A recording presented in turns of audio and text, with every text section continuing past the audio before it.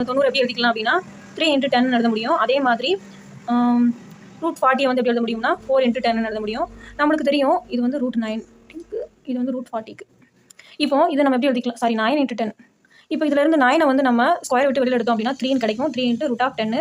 4 வந்து விட்டு வர்க்கமூலப்படுத்தி எடுக்கும்போது 2 × √10. அதே மாதிரி இந்த நம்பருக்கு வந்து நம்ம 1000 வந்து நம்ம எப்படி எழுதிக்கலாம் அப்படின்னா 100 × 10 எழுதிக்க முடியும். இப்போ 100 ரூட் விட்டு வெளியில் எடுக்கும்போது 10 கிடைக்கும், √10. இப்போ இதை நம்ம கண்டுபிடிச்ச ஆன்சர் வந்து இதில் போய் அப்ளை பண்ணிக்கலாம். இதுக்கு பதிலாக நம்ம என்ன கண்டுபிடிச்சிருக்கோம், 3 √10 ப்ளஸ் √40க்கு வந்து 2 √10 டிவைட் பை 1000க்கு வந்து 10 √10. இப்போ இதில் மேலே உள்ள டேமில் பார்த்தீங்க அப்படின்னா √10ங்கிறது காமனாக இருக்குது. அப்போ √10 வெளியில் எடுத்துட்டோம் அப்படின்னா 3 ப்ளஸ் இங்கே 2 இருக்கும் டிவைட் பை 10 √10.